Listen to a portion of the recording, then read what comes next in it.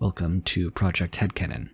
This is the 12th video of the Content Crosshair series, where we examine pieces of Star Wars media in depth to judge their canonicity in the project. In the last several videos, we've been systematically covering various parts of the Ewoks franchise. In this video, we'll go over all of the Ewoks material that's left over. So instead of the normal format of plot summary followed by analysis followed by canonicity, we'll just go through them individually and make a decision for each one.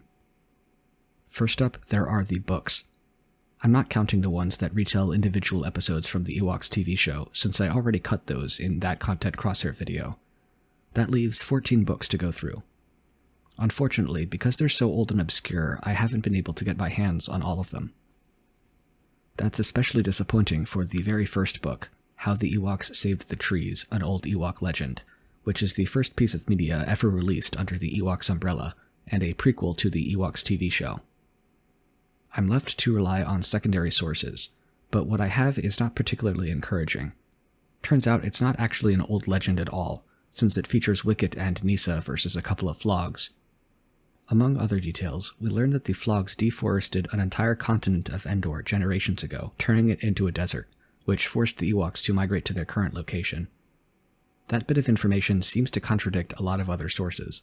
On that basis alone, I think it's safe to declare this book to be non-canon, though I do wish I could read it all myself.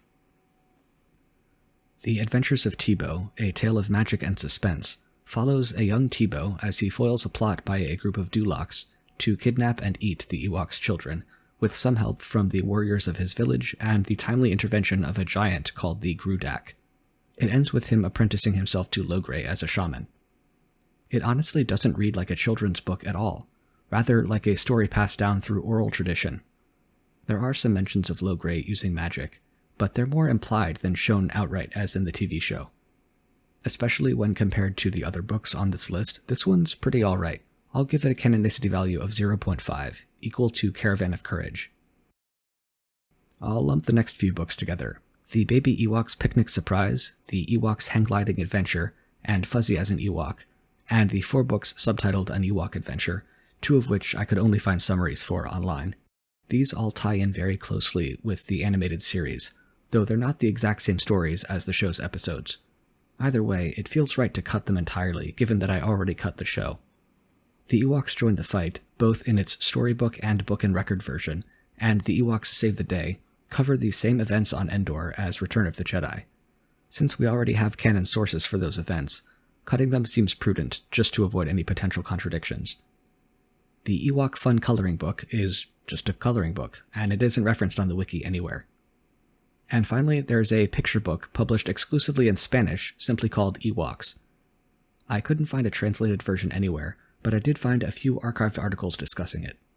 It seems to similarly follow the TV series, with a few differences and mistranslations of names from the show. Fortunately, no articles on the wiki referenced it by the time I even got there. Next up, we have the comics. There are 3 things to discuss here: the Marvel series, the MyComyc series, and the graphic novel Shadows of Endor. There are 15 Marvel Ewoks comics in total, the last of which was cancelled and never published. The Marvel umbrella also includes the trade paperbacks Flight to Danger, which includes the first 5 comics of the series, and Ewoks Annual, which includes 2 comics from the series and 3 exclusive short stories: Chief Chirpa Kidnapped, Return of the Great One, and The Ice Princess. All of the Marvel Ewoks content is most closely related to the Ewoks TV show, and that includes most of the reasons why I cut the animated series in the first place. There's an awful lot of non-Force-like magic, monsters of the week, Ewoks communicating with Offworlders, etc. Of particular note is issue number 10, which ties in with the Droids comic via a time travel plot. Ugh. I doubt it's much of a surprise that I'm cutting these comics entirely. MyComyc is a series of Spanish comics published in the late 1980s that includes several based on the Ewoks TV series. There are 8 in total, each 2 pages long. I found fully translated versions on a website called StarWarsTimeline.net. I'm also cutting these for much the same reasons as the Marvel ones. Their story footprint is tiny, and we don't lose anything of value here. Shadows of Endor is an 80-page graphic novel published in 2013. It's meant to be a bridge between the Ewoks TV series and movies and Return of the Jedi. A pretty tall order, if you ask me. It's pretty good in its own right, and it definitely rises to the challenge as best it can. However, it falls victim to the same continuity problems as the movies do. It has to be set before Caravan of Courage, since we see Chukatrak alive and Charal in human form. We also see the Empire setting up their base on Endor. But we've already moved Caravan of Courage to 1 ABY specifically so that it can be set before the Empire's arrival. Not to mention, we still see heavy use of non-Force-like magic, and some 15 pages of Charal, who was one of the main reasons we cut Ewoks: The Battle for Endor. It's a shame, since this is by far the best Ewoks comic in terms of overall quality, but that quality can't overcome the deep-running continuity problems that plague the entire Ewoks franchise. It's gotta be non-canon. Here's one other type of media that I bet nobody watching this video expected. The Ewoks and the Magic Sunberries is an ice skating show. Also called Ewoks on Ice, it was part of a traveling show in 1986. I have no idea how this escaped my knowledge before now, and I can find almost no information on it anywhere, but my god, is that awesome or what? It's definitely 100% getting cut, but man, I just love the fact that it exists. Also, apparently the costume designer for that show went on to work on The Mandalorian, so that's a fun piece of trivia, I guess. In 1986, Kenner released the Ewoks line, comprising a few action figures. Technically, these show up on the wiki as sources, not appearances, but for the sake of completeness, I'll delete them. That won't affect any actual content on the wiki, except for deleting a few files. Ewok Village was a browser-based flash game on StarWars.com that apparently let you build an Ewok village. I haven't played it myself, but I found some gameplay footage online. It looks pretty boring, to be honest, and it definitely doesn't feel very Star Wars-y to me. It's also got a tiny story footprint, and pretty much nothing in it appears in any other media, so it's getting cut entirely. And that's all of them. Well, this was quite the bloodbath, wasn't it?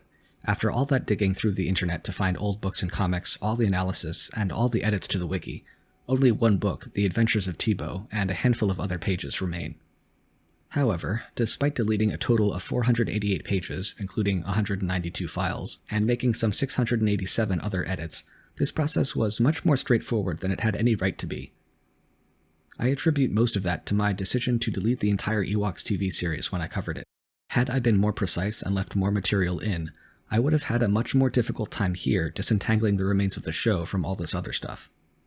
At any rate, with this video, we're officially done with the entire Ewoks franchise. I must say, I'm in high spirits after finishing it. There is still one thorn in my side though, and that's issue number 4 of the Droids comics, which ties into issue number 10 of the Marvel Ewoks comics. Despite not being an official part of the Ewoks franchise, it does include a bit on Endor with the Ewoks characters. We won't have truly put this thing to bed until we've tackled that. So, what do you say we pivot to the other Star Wars spin-off franchise of the late 1980s? But that will have to wait until the next video. Until then, may the Force be with you.